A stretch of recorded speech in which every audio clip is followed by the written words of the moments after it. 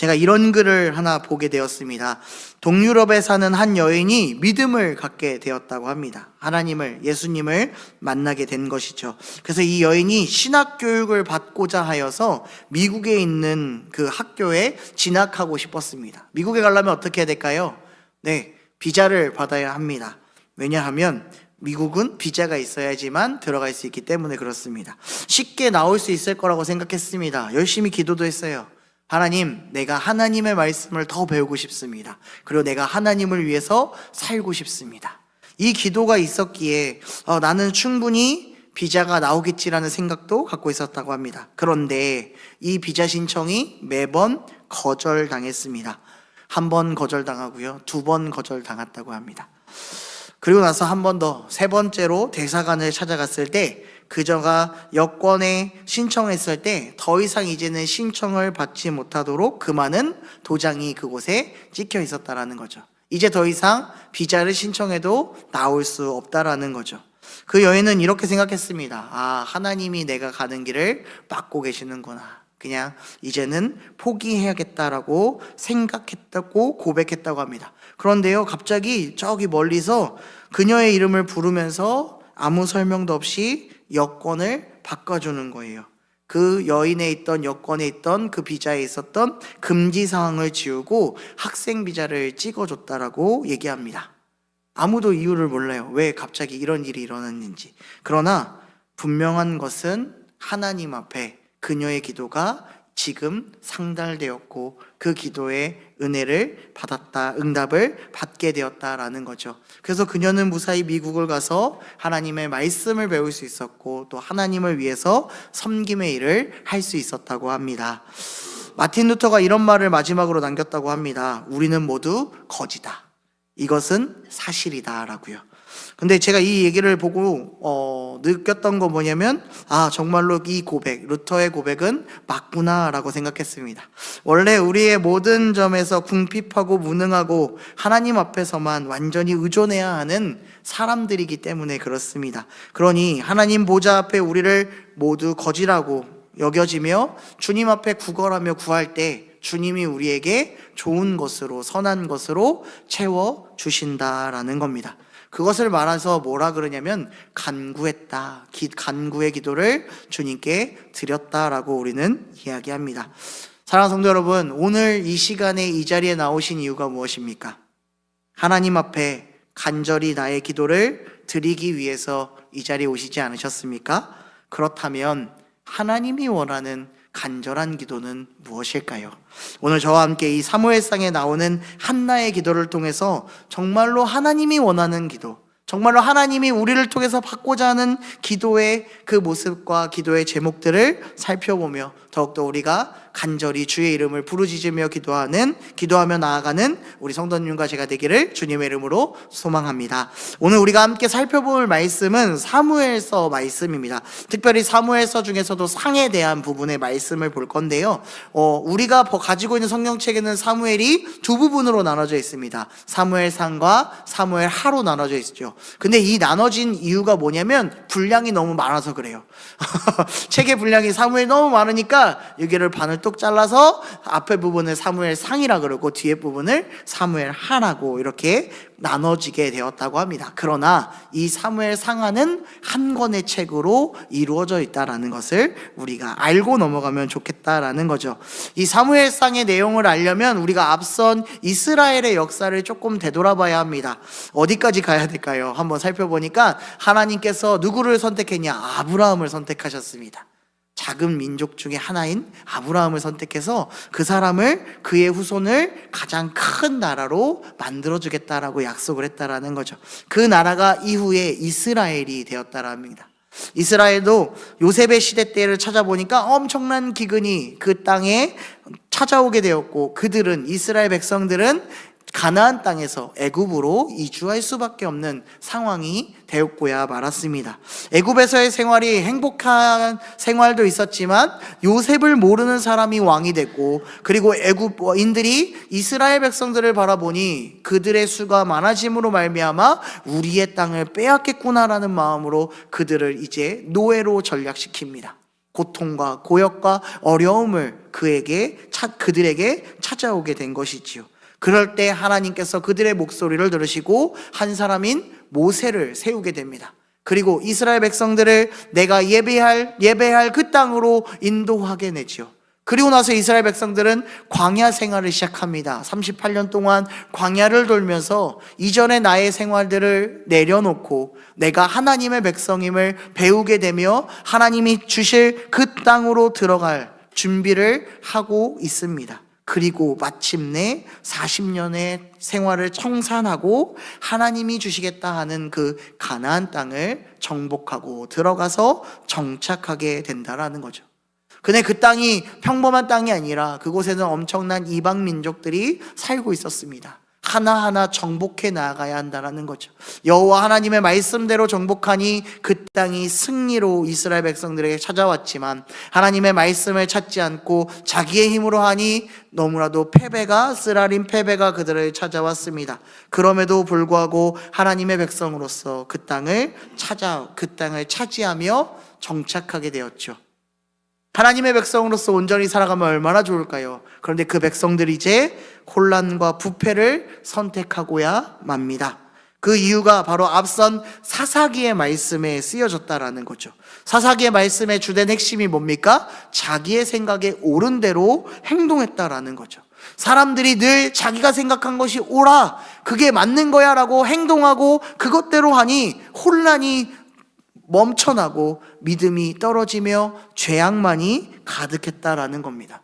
그 혼란을 바로잡기 위해서 하나님께서는 한 사람을 또 세우시는데요, 그 사람을 사사라고 얘기합니다. 사사는 용사를 뜻하는 말이기도 하죠. 그래서 이스라엘 백성들에게 사사가 질서를 잡고 다시 한 번 더 하나님의 백성이라는 사실을 깨달아 평안을 주었다. 그 사실이 이제 이어지고 있는 게 바로 사무엘서의 이전의 상황이었다라는 겁니다. 이제 하나님께서는 한 명의 인물을 한 번 더 선택하고자 합니다. 그리고 이스라엘 백성들을 이제 사사가 통치하는 것이 아니라 한 나라가 통치할 수 있도록 그 역사의 중간다리 역할을 할 수 있는 사무엘을 선택하고자 말씀하고 있다라는 거죠. 오늘 우리가 함께 본 사무엘상 1장의 말씀은 이 사무엘이 태어나는 과정을 그려주고 있다라는 겁니다. 1장을 보면요, 엘가나라는 사람이 있었습니다. 에브라임 사람을 소개하고 있었는데요, 그 엘가나에게는 두 아내가 있었다고 합니다. 한 명은 한나라는 사람이었고요, 한 명은 분인나라는 사람이라고 합니다. 그런데 이 두 여인에게는 차이점이 하나 있었어요. 뭔지 혹시 우리 성도님들 알고 계십니까? 네, 맞습니다. 한 명은요 아이가 있었고요, 한 명은 아이가 없었다라는 거예요. 아이가 없는 분이 누구였을까요? 한나였다라는 거죠. 한나에게는 아이가 없었습니다. 자식이 없었고요, 분인나에게는 자식이 있었다라고 얘기합니다. 그럼에도 불구하고 엘가나는 남편은요, 아내가 있는 자식을 낳은 분인나보다 자녀를 못 낳은 한나를 더 많이 사랑하고 챙겼다라고 성경은 이야기하고 있습니다. 왜냐면 1장 5절의 말씀에 보니까 그를 사랑했다라고 얘기합니다. 그러니까 이 남편인 남편인 엘가나가 한나를 더 많이, 더 아끼고 사랑하는 모습을 보여줬다라는 거죠. 생각해 보십시오. 우리 아내된 여성된 분들이 남자친구나 남편분이 나를 사랑해주면 아무것도 없어도 다 가진 것처럼 행복하지 않겠습니까? 아닌가요? 맞습니다. 아닐 수도 있지만 남편이 나를 사랑해주는 것은 천하를 갖는 것보다도 더 좋은 것이라고 생각이 든다라는 거죠. 한나에게도 그런 마음이 있었을 겁니다. 내 남편이 저 분인나보다 나를 더 많이 사랑해 주니까요. 그런데 한나에게는 그 사랑이 있었음에도 불구하고 늘 마음은 힘들었다, 힘든 상황이 찾아왔다라고 성경은 알려주고 있습니다. 왜냐하면 그녀에게는 자식이 없었다라는 거죠. 우리 5절 말씀을 같이 한번 읽어볼까요? 사무엘상 1장 5절 말씀입니다. 시작. 한나에게는 갑절을 주니 이는 그를 사랑함이라. 그러나 여호와께서 그에게 임신하지 못하게 하시니 라고 얘기합니다. 이 엘가나가요, 재물을 이렇게 나눌 때요, 분인나에게도 많이 주고요, 그 자식들에게도 줬어요. 그런데 한나에게는 그 갑절을 줬다라고 얘기해요. 얼마나 분인나가 봤을 때 시기하고 세민하고 열리 받겠습니까? 그러니 이제 그 한나를 괴롭히기 시작하죠. 아무리 많이 가져도, 아무리 있어도 분인나의 괴롭힘이 한나를 힘들게 했을 것입니다. 더 힘든 것은 내가 사랑하는 남편의 자식을 못 낳았다라는 그 사실이 그녀에게는 더 아픔이요 어려웠을 것입니다. 특별히 성경은 분명히 말하고 있습니다. 이 한나가 자식을 못 낳는 이유는 하나님께서 그녀에게 임신하지 못하도록 한 것이다 라고 이러고요. 아무리 인류가 지금 발전해서요, 불임이 있건 뭐하건 의술로 아이를 가질 수 있다라고 하는 지금의 인류 속에서도 하나님이 막으시면 가질 수 없다라는 것을 분명하게 보여준다라는 거죠. 오늘을 살아가는 우리에게도 분명히 말해주고 있습니다. 바로 한나의 인생을 누가 주관하고 있냐는 것이죠. 우리의 인생도 한나처럼 누가 주관하고 있습니까? 여호와 하나님이 우리를 주관하고 있는 겁니다. 우리의 인생이 내 거라고 생각하고 내가 마음대로 할 수 있을 거라고 우리는 늘 다짐하고 생각합니다. 내 계획대로, 내 생각대로 하면 모든 게 다 풀릴 거라고 생각하지만 그 가운데 하나님의 뜻하심과 하나님의 계획이 없다면 우리의 생각은 모두 무너지게 된다라는 거죠. 요즘 젊은 친구들이랑 막 얘기하거든요. 요즘에 우리 청년들하고 중고등부 친구들이 시험 기간이에요. 중간고사 시험 기간이거든요. 그래서 요즘에 참 많은 힘든 시간을 보내는 것 같습니다. 제가 집이 교육관 4층에 살다 보니까 제가 항상 올라갈 때마다 불이 켜져 있으면 어디든 다 들어가서 봐요. 누가 있는 건 아닌가. 그냥 불 켜고 또 가면 어떡하나. 그래서 불도 끄고 문도 잠그고 막 이러려고 보는데 어제였던가요? 그제 이제 교회에 어떤 중고등부 친구 하나가 공부를 하고 있는 거예요. 그래서 야, 너 시험 기간이지? 그러더니 네, 죽겠습니다 이러더라고요. 뭐 어제 시험은 잘 봤는데 오늘 시험은 조금 망해가지고요, 막 슬펐다라고 얘기하더라고요. 그러면서 그 친구가 이번 주에 생일이라는 거예요. 시험 기간에 생일이 걸려가지고 놀지도 못해서 많이 안타깝지만 제가 이런 계획을 세웠고 이렇게 해서 저도 이렇게 놀고 또 공부하면 괜찮을 것 같습니다라고 저한테 얘기하는 거예요. 과연 그 계획대로 잘 될 수 있을까요? 우리는 늘 모든 것들을 계획대로 합니다. 그리고 그 계획대로 하나하나 하면 다 모든 게 이루어졌다라고 늘 우리는 얘기합니다. 근데 그 계획을 허락하시고 그 계획보다 더 뛰어나신 하나님의 뜻하심이 우리의 계획에 있지 아니하면 그 계획은 물거품이 될 수밖에 없다라는 겁니다. 제가 늘 주일학교 친구들을 만나면서 하는 이야기가 바로 이 내용에 있습니다. 내 힘으로 된 게 하나도 없다고요. 저도 제 인생을 되돌아보면 늘 우리 성도님들에게 말하는 것처럼 저도 제 인생이 제 계획대로 된 게 하나도 없다라고 저는 늘 고백합니다. 제 계획대로 됐으면 저는 지금 이 자리에 없었을 거예요. 아마 다른 교단에 소속해서 그곳에서 부목사로 아니면 정말 하나님의 은혜로 담임 목사로서 재직하면서 다른 곳에 있지 않을까라고 생각해요. 왜냐면 제 계획은 그런 곳에서 그렇게 꿈꾸고 이렇게 맞춰가고 있었거든요. 근데 하나님이 참 감사하게도 이 자리를 또 한 번 더 허락해 주셔서 저를 이 자리로 보내주셨다라는 거죠. 이건 저의 생각이 아니었어요. 저의 계획도 아니었어요. 그런데 하나님이 한 번 더 저를 이 자리로 이끌어 주셨다라는 거죠. 저는 그냥 그 하나님의 주관적인 생각과 그 뜻대로 여기까지 오게 된 겁니다. 제 인생에서 하나님의 뜻하심이 없었다면 저를 말할 수가 없는 거죠. 우리도 동일합니다. 하나님의 계획과 뜻하심이 없었다면 나를 얘기할 수 없습니다. 지금 여러분들이 이 자리에 있고 이 자리에서 주님 앞에 나올 수 있는 것 또한 하나님이 우리 성도님들 한 분 한 분을 먼저 선택하셨고 그 계획하심 속에 지금 이 자리에 나와 주의 이름으로 찬송하며 기도하며 말씀 안으로 갈 수 있는 겁니다. 우리의 인생을 책임져 주시는 그 여호와 하나님을 늘 기억하기를 소망합니다. 그리고 그 뜻하심 가운데 하루하루를 주님과 함께 살아가는 저와 우리 성도님들이 되기를 주님의 이름으로 소망합니다. 하나님께서 삶을 주관하셨지만 그럼에도 한나의 마음 가운데는 점점 무거워질 겁니다. 모든 것이 무너지고 있다라는 거죠. 분인나의 한나를 시기한 그 괴롭힘, 그 마음이 점점 아파하는 것. 아이가 없는 아픔도 크지만 남편의 아내가 위로해주며 서로 위로해주고 함께하면 얼마나 좋아요. 그러나 오히려 그는 시기하고 질투한다라는 거죠. 그럴 때 한나가 택한 방법은 남편에게 찾아가는 것이 아니라 여호와 하나님 앞에 나와 기도하는 것이었습니다. 우리 사무엘상 1장 10절 말씀을 함께 우리 읽어보도록 하겠습니다. 시작. 한나가 마음이 괴로워서 여호와께 기도하고 통곡하며 라고 얘기합니다. 이 말씀을 성경 원어로 보면 한나라는 단어는 이 말씀에는 나오지 않습니다. 우리의 성경에는 한나가 마음이 괴로워라고 나오지만 이 말씀 원어로 보면요 이렇게 얘기한다는 거죠. 그녀는 괴로운 마음이었다라고 얘기한다는 거죠. 그리고 그래서 기도했다라고요. 그녀가 할 수 있었던 건 뭐냐면 내 마음이 괴로워서 남편을 찾아가고 엎드리는 것이 아니라 나의 구주, 나의 하나님 앞에 찾아가 내가 기도할 수밖에 없는 마음을 고백했다라는 겁니다.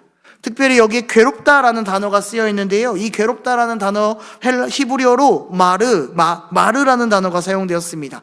이 단어는요 출애굽기 15장에 나오는 물이 쓰다라고 할 때 이 쓰다가 바로 이 단어를 사용했다고 합니다. 또 한번 사람의 마음의 상태를 표현하기 위해서 사용되는 경우로 주로 인간관계에서 오는 상처나 갈등으로 인해 고통스러운 마음이 있을 때 이 단어를 사용한다고 합니다. 그러니까 이 단어가 사용되는 또 성경을 찾아볼 때 뭐가 있을까요? 룻기서가 있겠죠. 나오미가 자녀들과 남편들과 고향을 떠나서 다른 이방 지방에 살 때 풍비박산이 납니다. 남편도 죽고 자식들도 다 죽었어요.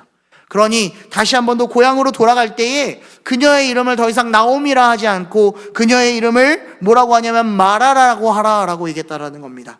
하나님이 자신을 괴롭혔다라고 고백한다라는 거죠. 이때 사용되는 단어가 바로 지금 이 한나가 고통스럽고 이 아픈 마음을 표현한 단어와 동일하다라는 것입니다. 근데 지금 이 고통, 이 아픔 누구에게 표현하고 있다고요? 여호와 하나님 앞에 표현하고 있다고요. 근데 근본적으로 한번 생각해 봅시다. 이 아픔과 슬픔, 어려움을 누가 주신 겁니까? 여호와 하나님이 주신 것 아니겠습니까? 임신하지 못하게 한 것 누가 막으신 겁니까? 하나님이 막으셨다라는 것이요. 분인나가 힘들게 해서 아픈 것도 있지만 정말로 근본적인 건 하나님이 자녀를 주지 않음에 그의 마음이 고난스럽고 어렵고 괴롭고 아프다는 거죠. 그 아픔을 내가 믿는, 내가 의지하는 그 하나님 앞에 나와 지금 고백하는 겁니다. 어떻게 고백할까요? 우리 11절 말씀 명확히 말씀해 주고 있습니다. 11절 말씀해 보면 서원하여 이르되 만군의 여호와여 만일 주의 여종의 고통을 들으시고 나를 기억하사 주의 여종을 잊지 아니하시고 주의 여종에게 아들을 주시면 내가 그의 평생의 글을 여호와께 드리고 그의 머리에 대지 삭도를 그의 머리에 대지 아니하겠나이다 라고 얘기합니다. 서원하는 겁니다. 분명히 근본적인 원인을 하나님께 구하는 거예요. 저의 아픔을, 고통을 주님 해결해 주실 분은 여호와 하나님밖에 없습니다. 특별히 여기 주의 여종이라는 단어를 사용하면서 자신의 상황에 대해서 3번이나 이야기하고 있습니다. 주여 저의 여종의 고통을 돌아보십시오. 주여 나의 아픔을 나를 기억하시옵소서. 나를 잊지 마시옵소서라고요. 지금 나의 상황에 맞게 주님 제발 나를 봐주시옵소서. 기억하옵소서. 이 아픔에서 나를 벗어나게 도와주시옵소서라고 주의 이름을 부르짖는 겁니다. 그러면서 분명하게 얘기합니다. 아들을 주시옵소서. 하나님이 막은 그 자녀 중에 아들을 주시면 내가 이 아들을 하나님께 드리겠습니다. 특히 드릴 때에 삭도를 머리에 대지 않는다고 얘기합니다. 이 얘기는 민수기 6장에 나온 것처럼 나실인의 규례를 말해주고 있다는 거죠. 나실인은요 머리에 삭도, 머리에 칼을 대지 않는 겁니다. 포도주와 독주를 마시지 말고 시체와도 부정한 것에 접촉하지 않는 그 아이로 성장시키겠다. 거룩한 아이로 자녀로 하나님께 드리겠습니다라고 얘기했다라는 거죠. 사랑하는 성도 여러분, 혹시 이 한나처럼 마음이 혹시 답답하지 않습니까? 혹시 계속된 아픔이 나를 짓눌러서 내가 어떻게 할지 잘 모르는 그 상황 속에 혹시 있지 않으십니까? 많은 세상 사람들은요 이런 상황이 오면 찾는 게 있어요. 술을 찾아요. 술을 마시면 모든 것을 다 잊게 해준다면서. 그리고 또 담배도 피고요. 노래방 가서 노래도 막 부르고요. 또 여행을 신나게 다닙니다. 그러면 모든 것을 잃어버리고 스트레스도 해소되고 나는 다시 모든 것을 해결해서 잘 살 수 있을 거야 라고 얘기해요. 근데 근본적인 문제가 해결되지 않는데 이런 것들이 해결이 될 수 있을까요? 아니라는 거죠. 나의 근본적인 문제는 누가 해결해 주실 수 있습니까? 나를 선택하시고 나와 함께 하시는 여호와 하나님밖에 없습니다. 그러니 우리가 지금 해야 되는 것은 주님 앞에 나와 주님께 부르짖는 겁니다. 주님, 나의 아픔을 아시는 주님, 나를 돌보시는 주님, 나를 기억하시는 주님, 나의 이 부르짖는 이 기도의 제목을 주님 들어주시옵소서라고. 결론적으로 보면 하나님께서는 이 한나의 기도를, 이 부르짖는 기도를 들어주십니다. 그리고 그에게 아들을 주신다라는 거죠. 사무엘이라는 아들을 주어서 이스라엘을 이끄는 선지자로, 또 왕을 세우는 선지자로 사용하게끔 해주시는 겁니다. 그런데요, 우리가 여기서 꼭 알아야 되는 사실이 있습니다. 이 답답함, 이 아픔, 고통은요, 분명히 하나님께서 보내신 사인이다라는 겁니다. 나를 만나고 싶고 나와 함께 대화를 나누고 싶은 하나님께서 조금 아픈 방법을 사용하여 제발 나에게로 돌아와 나와 함께 하기를 원하는 하나님의 사인이었다라는 거죠. 예레미야 29장 11절 12절 말씀에 보면 이렇게 고백하고 있습니다. 우리 같이 읽어보겠습니다. 시작. 여호와의 말씀이니라. 너희를 향한 나의 생각을 내가 아나니 평안이요 재앙이 아니니라. 너희에게 미래와 희망을 주는 것이니라. 너희가 내게 부르짖으며 내게 와서 기도하면 내가 너희의 기도를 들을 것이요. 아멘. 주께 나와 부르짖으면 주님이 이 자리에 찾아와 우리의 기도를 들어주신다라고 말씀합니다. 그리고 주시는 것은 재앙이 아니라 평안을 주시겠다라고, 미래와 희망을 주겠다라고 분명히 약속해 주십니다. 다시 한 번 더 우리 성도님께 묻고 싶습니다. 이 자리에 나오신 이유가 무엇입니까? 내가 직분이 있으니 이 직분 때문에 남들에게 보여주기 위해서 혹시 이 자리에 오셨습니까? 점점 이 금요일 저녁이 사람들이 없어집니다. 점점 기도의 자리가 축소되고 있습니다. 기도하지 않아도 괜찮다라고 얘기하는 사람들도 있습니다. 하지만 우리가 기도를 포기하는 순간 교회는 교회가 될 수가 없습니다. 더욱더 주님 앞에 나오십시오. 주님이 우리를 부르고 계십니다. 아픔 속에 있습니까? 그럼 그 아픔을 주신 주님을 찾으십시오. 그리고 주님께 부르짖으십시오. 주님, 내가 지금 괴롭습니다. 주님, 내가 지금 너무 답답합니다. 그러니 주님, 나의 기도를 들어주시옵소서. 내가 주님께로 달려가겠습니다. 라고. 이 시간 우리가 함께 기도하기를 원합니다. 그러면 분명히 나와 함께 하시는 그 주님이, 우리와 함께 하시는 그 주님이 우리의 기도에 응답하시고 우리의 마음을 채워주실 줄로 믿습니다. 제가 설교를 시작할 때 루터가 한 말을 혹시 기억하십니까? 우리는 모두 거지다라고요. 왜요? 주님께 고백해야 되니까요. 내 모든 것, 내 기쁨, 슬픔, 아픔을, 모든 것들을 다 고백함으로 말미암아 주님의 살아계시고 주의 역사하심을, 나를 통해 하실 그 주님의 선하심과 인자하심을 더욱더 만끽하며 기도로 화답하며 나아가는 우리 중앙성서교회 모든 성도님들과 제가 되기를 주님의 이름으로 축복합니다. 우리 함께 기도하겠습니다.